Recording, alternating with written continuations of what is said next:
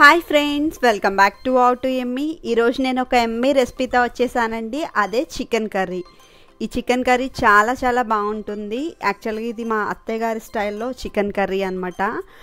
ఈ curry making process అంతా కూడా చాలా డిఫరెంట్గా ఉంటుంది, బట్ టేస్ట్ అయితే చాలా బాగుంటుంది. సో మరి లేట్ చేయకుండా రెసిపీని స్టార్ట్ చేద్దామా?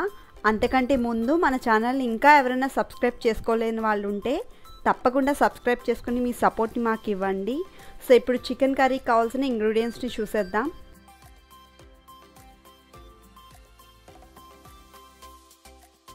దీనికోసం స్టవ్ మీద ప్యాన్ పెట్టుకుని ఒక 5 టేబుల్ స్పూన్ వరకు ఆయిల్ని యాడ్ చేసుకోవాలి.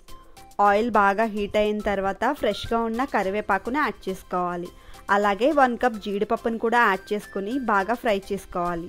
మరీ ఎక్కువ ఫ్రై చేయకండి, జీడిపప్పు మాడిపోతుంది. సో ఇలా ఫ్రై అయిన తర్వాత ఇందులో శుభ్రంగా క్లీన్ చేసుకున్న చికెన్ని యాడ్ చేసుకోవాలి. నేను దీనికోసం 1 కేజీ చికెన్ని తీసుకుంటున్నానండి.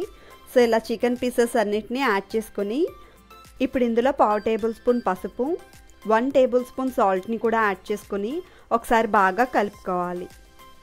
అలానే ఇందులో 2 టేబుల్ స్పూన్ అల్లం వెల్లుల్లి పేస్ట్ని కూడా యాడ్ చేసుకుని అల్లం వెల్లుల్లి పేస్ట్ పచ్చివాసన పోయే వరకు ఫ్రై చేసుకోవాలి.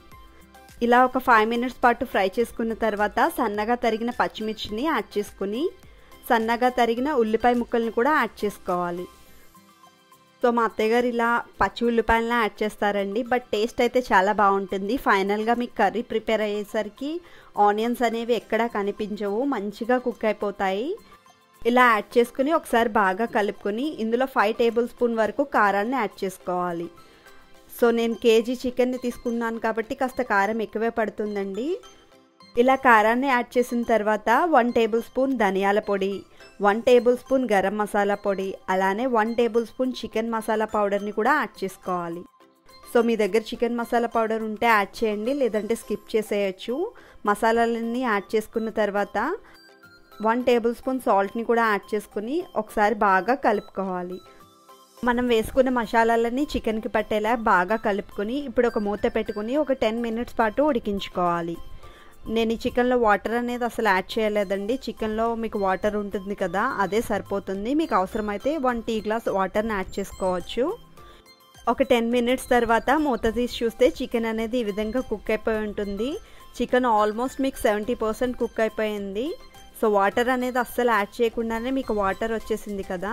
సో ఇప్పుడు ఇందులో 1 కప్ పెరుగుని కూడా యాడ్ చేసుకోవాలి. పెరుగుని యాడ్ చేసుకున్న తర్వాత బాగా కలుపుకోవాలి. ఈ పెరుగుని యాడ్ చేయడం వల్ల చికెన్ కర్రీకి మంచి టేస్ట్ వస్తుందండి. సో ఇప్పుడు మరొక 10 మినిట్స్ పాటు మీడియం ఫ్లేమ్లో ఉడికించుకోవాలి. సో చూసారు కదా, ఆల్మోస్ట్ కర్రీ రెడీ అయిపోయిందండి. ముందు మనం ఆనియన్స్ పచ్చివి వేసుకున్నాం కదా, సో ఇప్పుడు చూసారు కదా ఆనియన్స్ అనేవి మంచిగా ఉడికిపోయాయి, ఎక్కడ మీకు కనిపించట్లేదు కదా. సో ఇప్పుడు మన చికెన్ కర్రీ రెడీ అయిపోయిందండి. ఇప్పుడు ఫైనల్గా కొంచెం కొత్తిమీరని యాడ్ చేసుకుందాం. సో ఇలా కొత్తిమీర మొత్తాన్ని యాడ్ చేసుకున్న తర్వాత మరొకసారి గెరటితో బాగా కలుపుకోవాలి. సో ఇప్పుడు స్టవ్ ఆఫ్ చేసుకుని ఫైనల్గా సర్వింగ్ బౌల్లోకి తీసేసుకుందాం. అంతే అండి, మా అత్తమ్మ స్టైల్లో ఎమ్మీ చికెన్ కర్రీ రెడీ అయిపోయింది. ఇది చాలా బాగుంటుందండి. ఎస్పెషల్లీ కర్రీలో కాజు అండ్ కర్డ్ వేస్తాం కదా, దానివల్ల చికెన్కి ఒక మంచి ఫ్లేవర్ వస్తుంది. టేస్ట్ అయితే చాలా బాగుంటుంది. ఈ కర్రీ రైస్లోకే కాకుండా రోటీస్లోకి, బిర్యానీలో కూడా చాలా బాగుంటుంది. సో డెఫినెట్గా మీరు కూడా ట్రై చేసి మీకు ఎలా వచ్చిందో నాకు కామెంట్ చేయడం మాత్రం మర్చిపోకండి. సో ఇదండి ఇవాళ రెసిపీ. ఈ రెసిపీ కనుక మీకు నచ్చినట్లయితే తప్పకుండా లైక్ చేయండి, షేర్ చేయండి, కామెంట్ చేయండి. మరిన్ని ఎమ్మీ రెసిపీస్ కోసం మా హౌ టు ఎమ్మీ ఛానల్ని సబ్స్క్రైబ్ చేసుకోండి. Thanks for watching.